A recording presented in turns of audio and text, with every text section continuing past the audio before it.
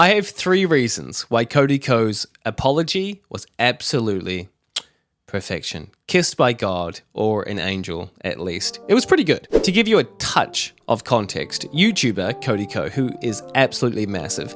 Ow! Sorry to scare you. I know there's a little bit of a jump scare to start the video. I just wanted to make sure you were alert. Made an announcement last week that he's going to be stepping down from his biggest podcast after 7 years because a fellow YouTuber called Tana Mojo, who's 26, accused him of sexually assaulting her in 2015 when he was 25 and she was, and bear with me, 17.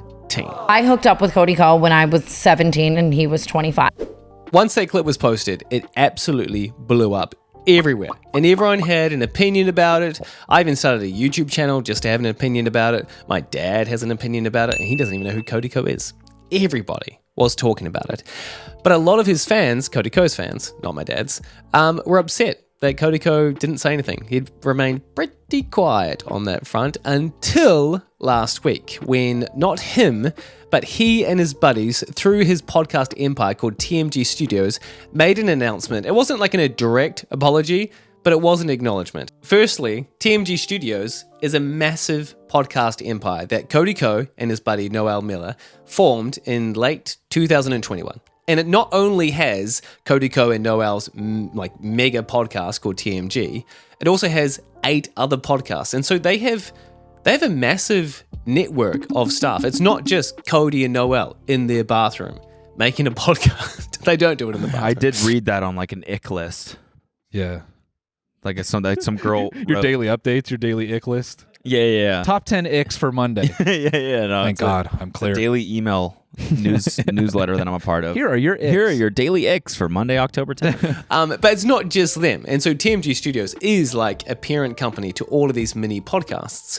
And so this announcement was originally written just for the staff of the podcast. Okay, to the statement. There is a big chunk before and after this main bit, but I'm just going to jump straight to the juicy little cut. And it reads, as we enter this next phase of the studio, we wanted to let you know that Cody will not be involved in the day-to-day operations at TMG Studios. What has transpired over the past few weeks is a personal issue for him, and Cody wants to remove any effect this is having on your professional and personal lives, and the work you and our other hosts have done to make TMG Studios so bloody successful. I added the bloody bit. And then it says, Noel will lead the team. Sincerely, Cody and Noel.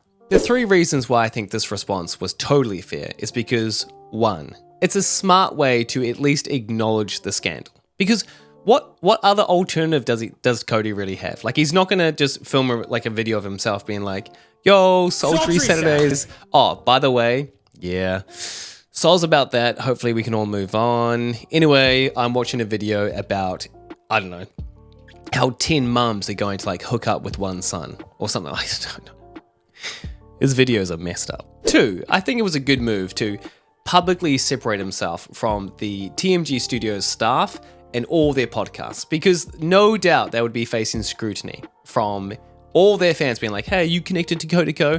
Whereas this way, it's a really good move by Cody to be like, hey, I'm going to distance myself from you publicly so that you guys can continue to have successful podcasts while I can sort of deal with this massive issue by myself. 3, I feel like it's a fair move for him to say that I'm stepping down from day-to-day operations rather than just pulling the plug, being like, I'm going to sell all my shares and I want nothing to do with you. I don't think that's fair. I mean, he started this in 2017, really, through his podcast. And then he built the podcast empire in late 2021. And secondly, it's fair for the podcast and Noel Miller, because that way the podcast can continue, Noel can lead it, and there's not this awkward moment where it's like, if they had a podcast together, the obvious question would be like, hey, how's your weekend? And Cody would be like, well, I'm actually super stressed because everybody hates me. There's no way he couldn't not address it. Can't be fucking around, you know? No. So those are my 3 points. And maybe you're thinking, those are ridiculous. It's clear that you are just an obsessive Cody Ko fan. And I am a fan, but I'm also more of a fan of justice. So if he really did sexually assault someone, then I want justice to be served. He should go to jail. But I also think that we should I know, we should be careful and be fair about this. Like, we don't know if this accusation is true or false. And so maybe we should take a moment to consider a different angle rather than, oh, Cody Ko's been awfully silent and the statement that he has brought out isn't a direct apology, because he's in such a difficult position. So let me know what you think of my 3 points. And if you absolutely hate them, well, I still appreciate you getting this far in the video. So let me know. Thanks.